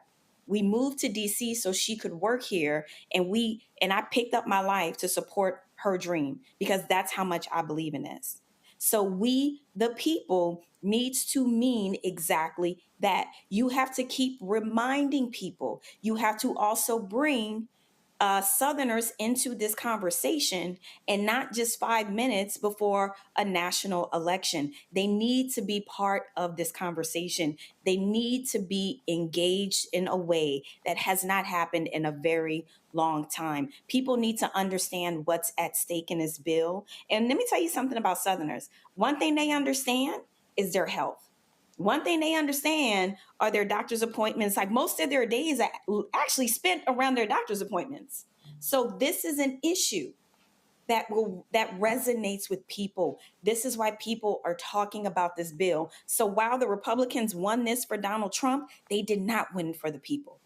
And to your point, Roland, that's what Democrats have to keep reminding people of. They won this for Trump, not for them. We the people, we the people, we the people. Here's a perfect example of what I just think is dumb. Progressive, Emma, where is it? It was just dumb. And this is what just drives me crazy. Hold on, let me find it right here, because I can't believe she posted this. Emma Vigeland, she goes, it would have been great. She goes, maybe if Democrats spent weeks leading a mobilization effort against the bill, a national strategy with rallies in key districts, instead of having meltdowns about Zoran, I'd be a bit more enthusiastic about Jeffries' grand plan to delay the vote until the afternoon. What was stupid is they did that. One of the reasons this bill was so unpopular in the polls is because Democrats literally were holding town halls in Republican districts. See, this is the stupid stuff that drives me crazy with progressives who act like stuff isn't happening, okay, who go, oh, okay, they gave a long speech this afternoon.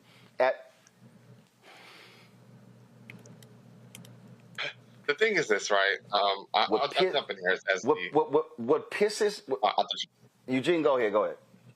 Oh, no. The thing is this. What progressives have to understand is what conservatives also had to learn, right? And then actually finally switched up their playbook for the Obamacare saga. Everything, you're not going to stop the bill, right? But what you do is you use the moment to build for the party and the power that you want come next cycle. In 2010, Republicans were in a much worse position than Democrats are right now.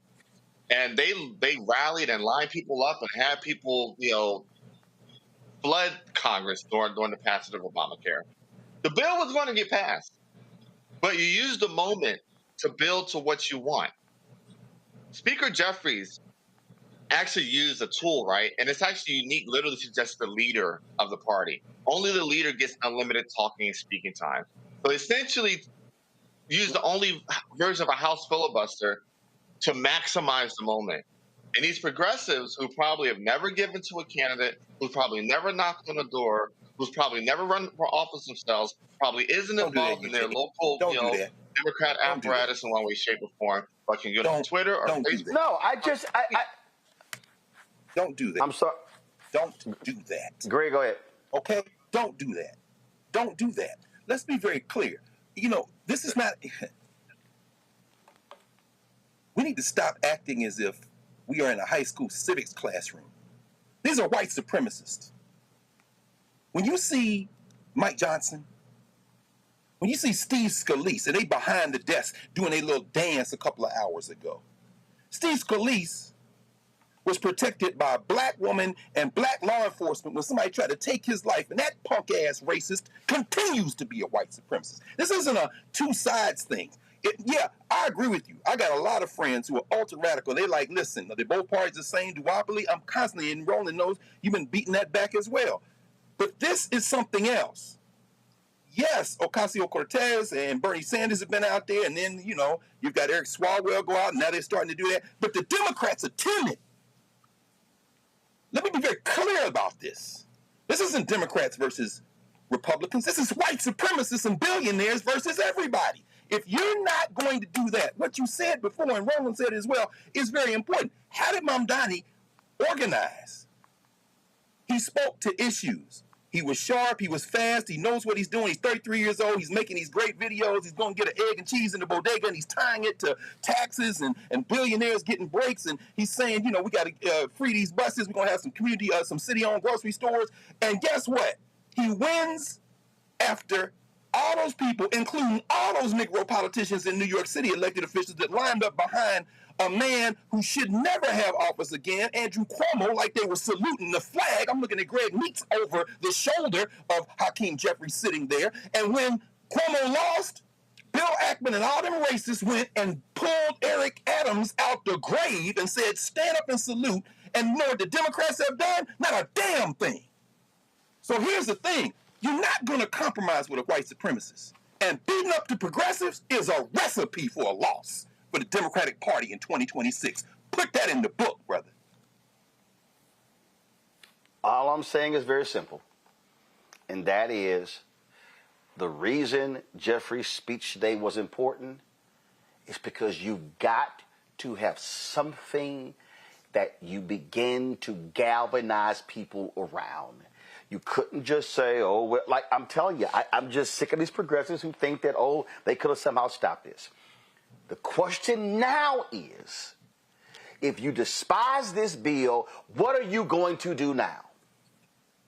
I am quite sure that there were numerous times Dr. King and Ralph Abernathy and Septima Clark and Fannie Lou Hamer, I'm quite sure there were numerous times, James Farmer, I'm quite sure there were numerous times, A. Philip Randolph, where they were just frustrated, and they was I feel like I'm speaking into the wind.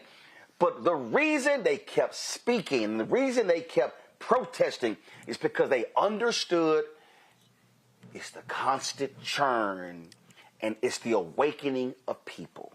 And what's going to happen when this bill gets signed, the cuts begin to happen, and people begin to cry. They begin to cry first, then they begin to cry out, and then when they cry out, they then are looking for some place to go. They're looking for some place to join. They're looking for some place to tap into, and so the responsibility of Democrats, of progressives, of civil rights groups, and nonpartisan groups is to be able to say, we have created the place for you to come. We have a place for you to join. We have a place for you to sign up. We want you to engage in this. That is the point of it. But it is ludicrous to sit here and go, oh my God, he just spoke so long. It was a long speech. It did nothing. Everybody knew his speech was not going to somehow cause Republicans to go, oh my God, a lightning bolt has hit me. The Lord is speaking to my spirit, and therefore I'm going to change my vote. No, they knew the Lord that they serve, the little g God they serve, is Donald Trump. But the whole point there is, if I could give somebody a sliver of hope, give somebody a sense that we hear you and we understand you, then we can go from there. But see, here's the challenge now. The challenge now for Leader Jeffries, the challenge now for DNC Chair Ken Martin, the chair now for Chuck Schumer, the chair now for the PACs and consultants and the candidates and the activists. The challenge for them now is, what are you going to do after July 3rd? What are you going to do after the bill is signed July 4th? What are you going to do on July 5th and 6th and 7th and 8th and 9th and 10th and 11th and 12th and 13th and 14th and on and on and on. That's really what the challenge is. And so when you have people who are in a position, who are ready to take action, that now means that if you're Jeffries, you're going out and you're recruiting candidates in every single race. That means that you're sitting here crafting a message. That means that you are stopping and bitching and moaning about Mamdani and studying his campaign and studying his commercials and studying his strategy and looking at how they did it. Because what you're going to have to do in that district where they have 64% on Medicaid, you're going to have to go get those folks because they don't vote. You're going to have to not go out and try to convince some Republicans to vote for you. I'm sick and tired of hearing Democrats say, we're going to have to, yes, and Yank Huger and others, we have to listen to them. No, we don't. We don't have to listen to them. We don't have to talk to them. What you have to do is activate the 90 million folk who don't vote. You have got to be able to reach them in a certain way, and that, folks, is how you win. And I guarantee you, y'all can write it down right now at 7:11 p.m. Eastern on July 3rd, 2025, that if Democrats have the courage to sit amongst the people and not talk to the people, not preach to the people, but listen to the people and engage the people and then activate the people, then you are going to see a blue wave sweep across this country come November 2026. And then they'll be able to say it all began with an 8-hour and 44-minute and 25-second speech on July 3rd that exposed this nasty, ugly, dangerous bill for the whole nation to see and did not allow it to be passed in the middle of the night. But the question is, for folk watching, for folk who are tweeting, for the folk who are posting, for the folk who are complaining, the question that you now have to answer, I go back to that movie, The Untouchables, when they're in the balcony, church balcony, and you got Kevin Costner. That's right. He's sitting here across from Sean Connery. And Connery said, what are you prepared to do, Elliot Ness? Well, I'm prepared to do whatever I need to do under the law. He said, then what are you prepared to do? Then. He said, when they come at you with a knife, you come at them with a gun. One of them put your people in the hospital, you put one of them in the morgue. He said, that is the Chicago way. And that is how you do it. But he said, what the question is, Mr. Ness, what are you prepared to do? And that is the question that I have for the more than 5,000 of y'all watching right now, for the folks who are listening. If you want to see something change, I don't need you. You can't vote today. What you can do right now is go out and inform and educate and enlighten. Tell folk to watch this show. Tell people what needs to happen. And we need to be sitting here letting them know what's going on and what happens and what closes and what gets shut down and who gets affected. And we're going to be telling these stories. And then when the time comes to pull that trigger at the ballot box, we rain holy hell on these evil, despicable people, vote them out of office, and then we say after 2026, J.D. Vance and everyone else, we coming after you in 2028, and you sit here and run over them like a locomotive train. But that cannot happen if folk sit on the sidelines and whine and complain. That's right. Nola had to go. Let me thank Greg. Let me thank Eugene for joining us on today's show. Tomorrow, we will be playing the rendering, and Greg was one of the folks who participated, What to the Slaves of 4th of July. That speech that Frederick Douglass gave. That speech that still resonates today. We'll be playing that tomorrow. While Republicans are happy and they are celebrating with Trump signing the bill and firing fireworks, we are going to be getting busy and working. Folks, y'all enjoy the 4th. I'll be back live Monday the nation's capital. I'm here in New Orleans for Essence Fest. If I see you here, let's take a photo. If I see y'all wearing Roland Martin Unfiltered gear, we will take a photo and I'll post it on the show. Folks, again, thank you so very much. Folks, do me a favor, and that is support the work that we do. We need 20,000 of our fans contributing on average $50 each a year. That's $4.19 a month, 13 cents a day. We need that to happen. And so please, if you want to contribute via Cash App, use the Stripe QR code. You see it right here. Point your phone to it. That's the QR code. Click the Cash App pay button to contribute, or go to RolandMartinUnfiltered.com for the link. Send a check or money order, P.O. Box 5719. First of all, make it payable to Roland Martin Unfiltered. Send it to P.O. Box 57196, Washington, D.C. 20037-0196. PayPal is R Martin Unfiltered, Venmo RM Unfiltered, Zelle Roland at RolandSMartin.com, Roland at RolandMartinUnfiltered.com. Download the Black Star Network app, Apple phone, Android phone, Apple TV, Android TV, Roku, Amazon Fire TV, Xbox One, Samsung Smart TV.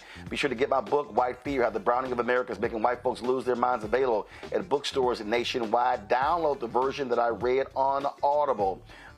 You also can support us by be sure to get our gear, get our Roland Martin Unfiltered gear. Listen, if you have ordered our gear and you have not gotten your order, send us an email. Go to RolandSMartin.com.